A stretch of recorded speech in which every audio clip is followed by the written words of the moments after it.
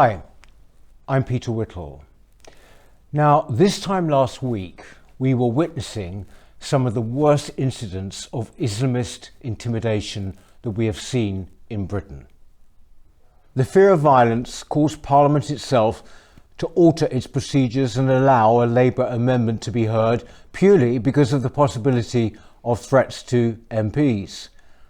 At the same time, a slogan calling for the destruction of Israel and by extension the eradication of Jews was beamed onto Big Ben, while the police stood by and, as has become customary now, did nothing.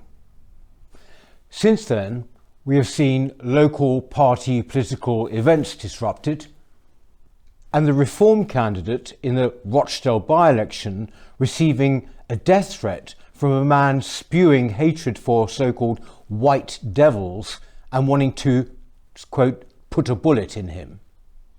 Have you seen this motherfucking shit, this bald white devil bastard? These fucking white devils. Son of a bitches, look at that. Vote for Rochdale now, guys. You son of a bitches. If you guys ever see this bald motherfucker, I'm gonna fucking put one in his head. Look at this ugly Phil Mitchell looking son of a bald bastard motherfucker. And yet, here we are, a week later, and what is the main news item?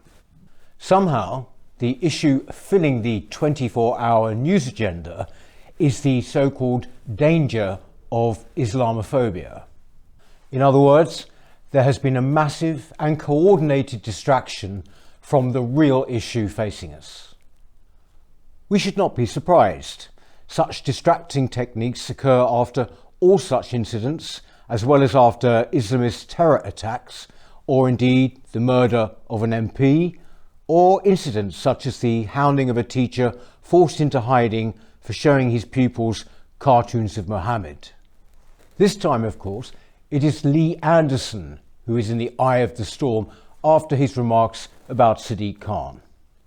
Whatever you think about that, it's clear now to more and more people that yet again, by shifting the coverage and the debate, attention is effectively taken away from the real threats facing us. But let's look for a minute at this word Islamophobia. Now, we have to consider this nonsensical, made-up word because coming down the line is a new definition of it, which was adopted by the Labour Party and which therefore is almost certainly going to be embedded in law when they get into government. It represents a profound danger for anything resembling free speech that still exists in this country.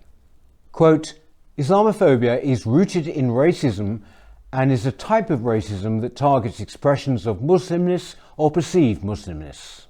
Where to begin with this? Well, first of all, Islam is a belief system. It is a belief system just like all other religions or indeed political ideologies. It is not a race. As such, everybody in our society has the right to ridicule or criticise it.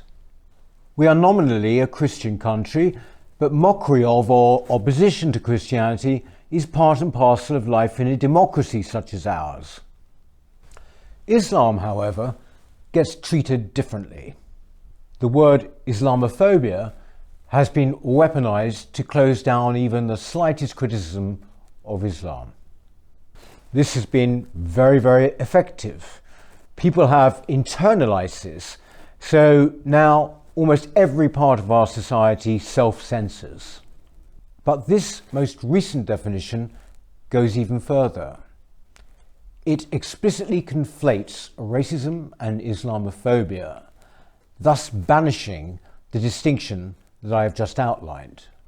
And what exactly are expressions of Muslimness or perceived Muslimness?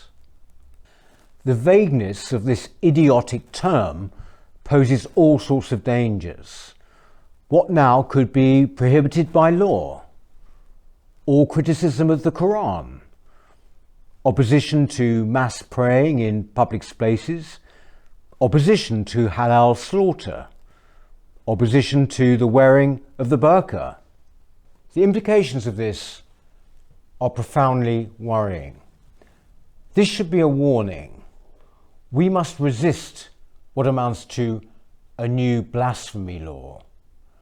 As the late Christopher Hitchens said, speak out while you still can. The threat of Islamism is the biggest one faced by our country.